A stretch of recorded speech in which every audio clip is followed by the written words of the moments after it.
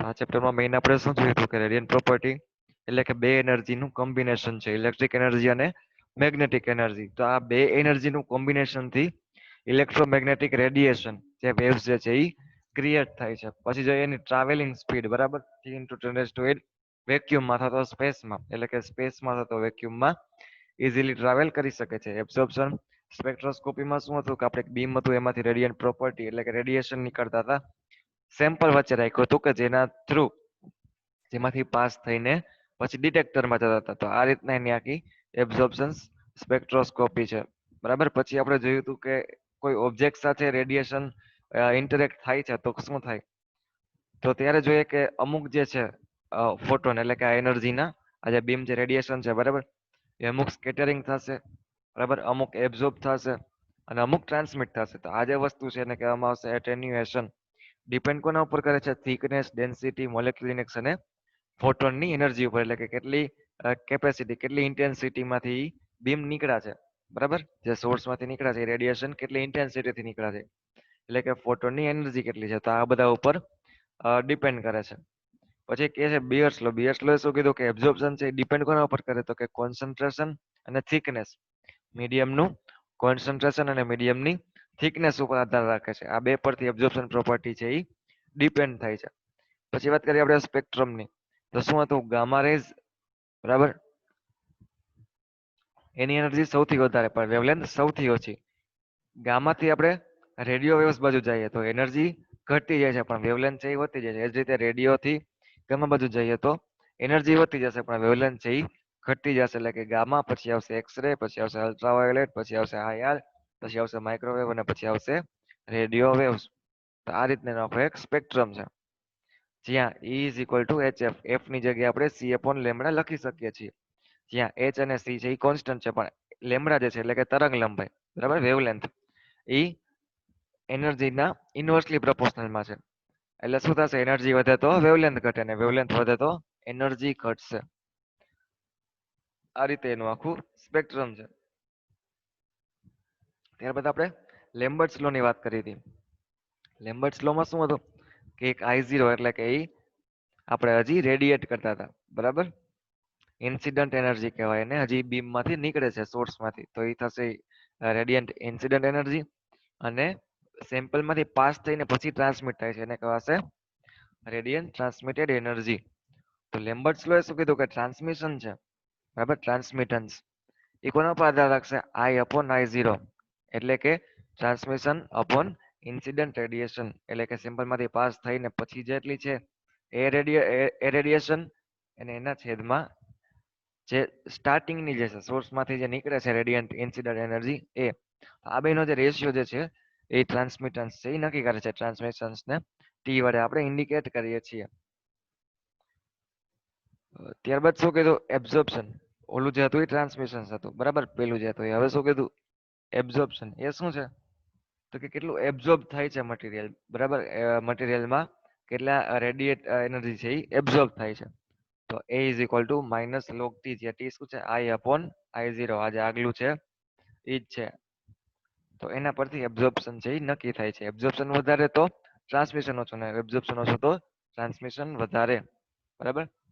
100 કિરણ નીકળે છે, બરાબર, તો એમાંથી 25 જો ટ્રાન્સમિટ થાય છે, ઇટ મીન્સ કે 75 છે એ એબ્ઝોર્બ થઈ ગયા, એટલે કે એબ્ઝોર્પ્શન વધુ તો ટ્રાન્સમિટન્સ ઓછું. હવે 100 માંથી, બરાબર, એબ્ઝોર્બ 25 જ થયા તો ટ્રાન્સમિટ કેટલા થશે? 75 થશે, એટલે કે એબ્ઝોર્પ્શન ઓછું તો ટ્રાન્સમિટન્સ વધુ. બિયર લેમ્બર્ટ્સ લો શું છે? એબ્ઝોર્પ્શન છે, બરાબર, એ કોના પર આધાર રાખે? એક તો એની લેન્થ ઉપર, કેટલું ડિસ્ટન્સ છે, બરાબર, length, A is equal two ELX, જ્યાં x શું છે? કોન્સન્ટ્રેશન ઓફ સેમ્પલ, અને L શું છે? પાથ લેન્થ, એટલે કે બીમ જે સોર્સ છે ત્યાંથી એ જે સેમ્પલ છે એ કેટલું તમે આઘું ડિસ્ટન્સમાં રાખો છો. તો A is equal two ELX, જ્યાં એ છે એ કોન્સ્ટન્ટ છે, બરાબર, પ્રોપોર્શનલ કોન્સ્ટન્ટ. L છે એ પાથ લેન્થ છે અને x છે એ કોન્સન્ટ્રેશન ઓફ સેમ્પલ. તો આ રીતના એનું આખું, બરાબર, બિયર લેમ્બર્ટ્સ લો છે એ નક્કી થાય છે. ત્યારબાદ આપણે જોયું હતું કે એના કમ્પોનન્ટ્સ કયા કયા છે. તો પેલા તો સોર્સ આવશે, પછી ફિલ્ટર આવશે, પછી ઓપ્ટિકલ સિસ્ટમ આવશે, પછી ડિટેક્શન સિસ્ટમ આવશે અને છેલ્લે આવશે ડિસ્પ્લે. આ રીતે 5 ભાગમાં ડિવાઇડેડ છે.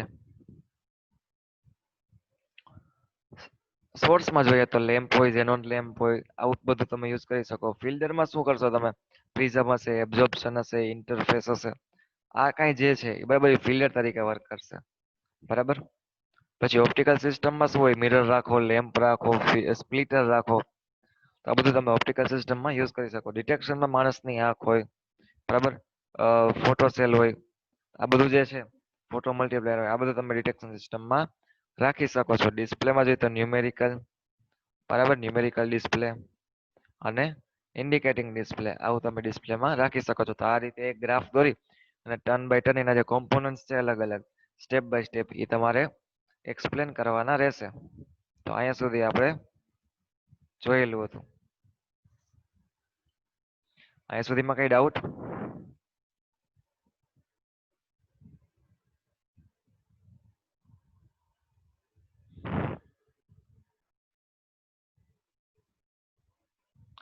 ઓકે, આગળ વાત કરીએ આપણે ટેકનિક્સ, બરાબર, એબ્ઝોર્પ્શન ઇન્સ્ટ્રુમેન્ટની ટેકનિક્સ કેટલી છે.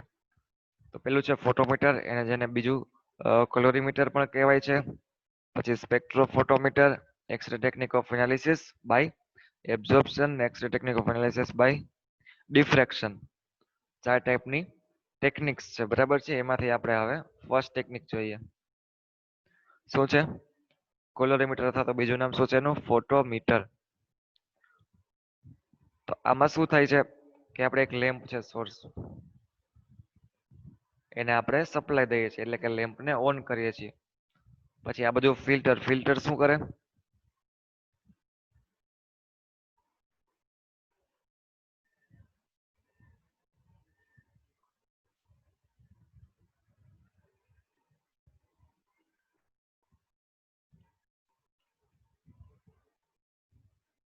ફિલ્ટર શું કરશે?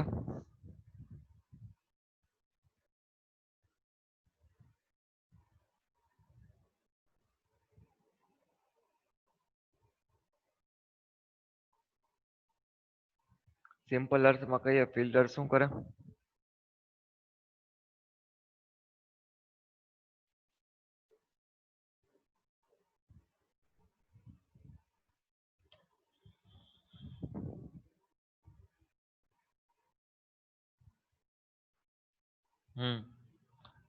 એટલે આમ જોઈએ તો શું કરશે? લેમ્પ માંથી જેટલી લાઈટ નીકળે છે એની સાથે ડસ્ટ પણ હશે. તો ડસ્ટ જે છે એ રિમૂવ કરવાનું કામ ફિલ્ટર કરશે. એટલે કે હવે ફિલ્ટર ની આગળ હવે શું જશે? ખાલી લાઈટ, એટલે કે રેડિયેશન જ જશે. જે ડસ્ટ હતી એ બધી ફિલ્ટર થઈ ગઈ છે. એટલે કે ફિલ્ટર જે છે એ ડસ્ટ ને રિમૂવ કરી અને પ્રોપર જે લાઈટ છે, લાઈટના વેઝ છે, બરાબર, એ પાસ કરશે આગળ. રેડિયેશન છે એ આગળ પાસ કરશે. ક્યુવેટ જે છે, ક્યુવેટમાં આપણે જે સેમ્પલ જે છે જેનું આપણે એનાલિસિસ કરવું છે, એ સેમ્પલને આપણે આજે ક્યુવેટ છે એમાં ભરીએ છીએ. એટલે કે હવે લાઈટ કોના પર પડશે? સેમ્પલ ઉપર પડશે. સેમ્પલ ઉપર પડી પછી શું થાય? એની પ્રોપર્ટી પ્રમાણે એબ્ઝોર્બ થશે અને બાકીનું છે એ પાસ થશે. જે પાસ થશે એ કેમાં જશે? ફોટોસેલમાં જશે. ફોટોસેલ શું કરશે? જેટલી લાઈટ આવે છે એ રીતના એનું ઇલેક્ટ્રિકલમાં કન્વર્ટ કરી અને એને ગેલેનોમીટરમાં રીડિંગ બતાવશે. તો આ રીતે આપણે એનાલિસિસ કરી શકીએ છીએ. ફરીથી કહું, લેમ્પ છે, બરાબર, એટલે ચાલુ કરવા માટે સર્કિટ છે, લેમ્પ ચાલુ થશે એટલે એમાં જે રેડિયેશન જે છે, બરાબર, લાઇટ જે છે એ બધા ફિલ્ટર પર પડશે. ફિલ્ટર જે છે એ શું કરશે? ડસ્ટ પાર્ટિકલ્સ હશે એને દૂર કરીને જસ્ટ લાઇટ જ પાસ થવા દેશે આગળ. ક્યુવેટ જે છે એમાં આપણે સેમ્પલ ભરીએ છીએ. સેમ્પલમાંથી લાઇટ છે એ થોડીક એબ્ઝોર્બ થશે અને બાકીની શું છે? ટ્રાન્સમિટ થશે. તો ટ્રાન્સમિટ થશે એ કોના પર પડશે? ફોટો સેલ ઉપર પડશે. તો ફોટો સેલ ઉપર પડે છે ઇટ મીન્સ કે હવે શું થશે? જેટલી લાઇટ પડે છે એનું લાઇટનું ઇલેક્ટ્રિકલ એનર્જીમાં કન્વર્ઝન થશે. તો લાઇટનું ઇલેક્ટ્રિકલ એનર્જીમાં કન્વર્ઝન કરી છે એ રીડિંગ શેમાં બતાવશે? ગેલ્વેનોમીટરમાં. અને આ જ રીડિંગ પરથી આપણે એનાલિસિસ કરી શકીએ છીએ સેમ્પલનું.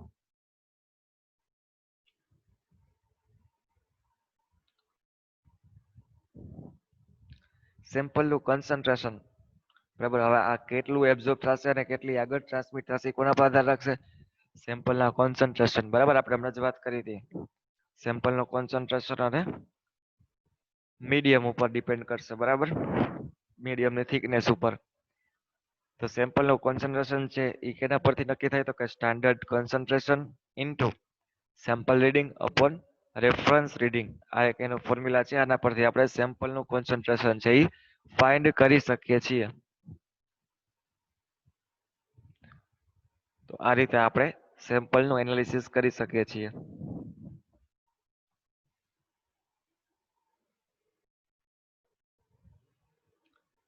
કોઈને કઈ ડાઉટ?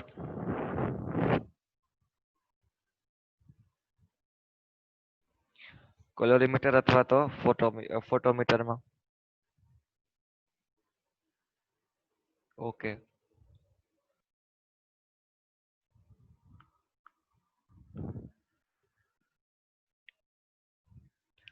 ત્યારબાદ વાત કરીએ સ્પેક્ટ્રોફોટોમીટરની. બરાબર, એનું બીજું નામ શું છે?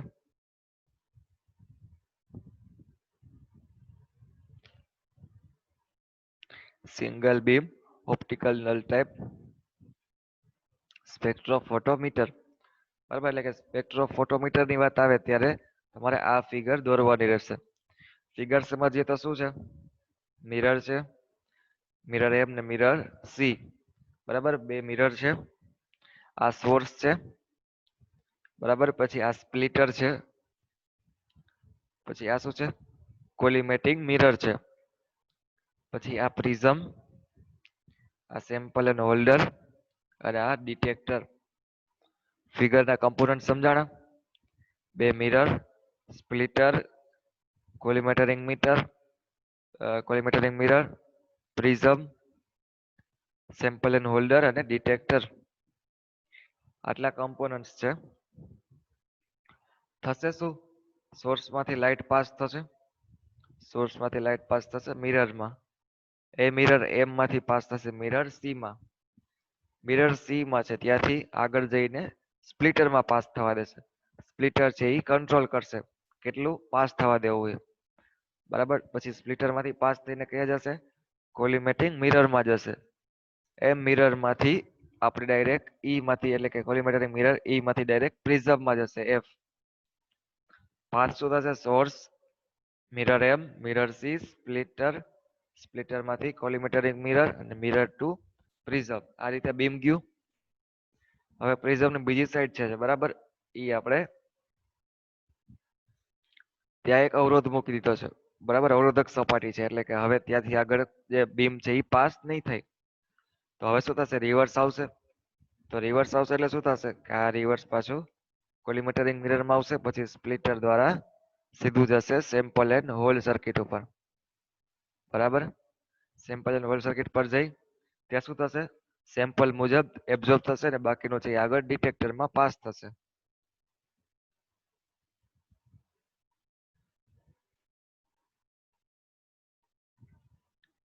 જે ડિટેક્ટર છે એ આ સિગ્નલ ડિટેક્ટ કરી અને એ પ્રમાણે સિગ્નલ જે છે ઇલેક્ટ્રિકલ સિગ્નલ જનરેટ કરશે અને ઇલેક્ટ્રિકલ સિગ્નલ પરથી આપણે એનાલિસિસ કરી શકીએ છીએ. ફરીથી કહી દઉં, સોર્સમાંથી બીમ પાસ થઈ મિરર પર પડશે એમ, મિરરમાંથી સી પર અને સી માંથી splitter, splitter to calorimeter, calorie mirror અને કોલિમેટરિંગ મિરરમાંથી પ્રિઝમમાં. પ્રિઝમમાં હવે ત્યાંથી આગળ પાસ નહીં થઈ, ત્યાંથી પાછું ફીડબેકમાં આવશે કોલિમેટરિંગ મિરરમાં. ત્યાંથી જશે સેમ્પલ એન્ડ હોલ્ડરમાં. સેમ્પલ એન્ડ હોલ્ડરમાં શું થશે? સેમ્પલ રાખ્યું છે એનું કોન્સન્ટ્રેશન પ્રમાણે એ થોડીક એબ્ઝોર્બ કરશે અને બાકીનું પાસ કરશે ડિટેક્ટરમાં. ડિટેક્ટરમાં જે સિગ્નલ આવશે એ મુજબ લાઇટનું ઇલેક્ટ્રિકલમાં કન્વર્ટ થશે અને આ જે કન્વર્ટ થશે, બરાબર, એ મુજબ જ ઇલેક્ટ્રિકલ સિગ્નલ મુજબ જ આપણે એનાલિસિસ કરી શકીએ છીએ સેમ્પલનું. બરાબર, તો આ રીતના આખું સ્પેક્ટ્રોફોટોમીટર જે છે એ મેથડ છે યુઝ થાય છે એનાલિસિસ માટે. કોઈ પણ સેમ્પલ એનાલિસિસ માટે આ મેથડ આ રીતે યુઝ કરી શકીએ છીએ. સમજાણું?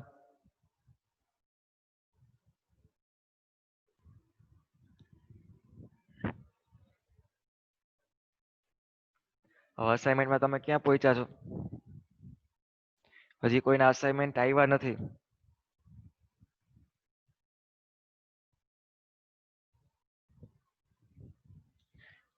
આપણું ફોર્થ હાફ ચેપ્ટર એ કમ્પ્લીટ થઈ ગયું છે.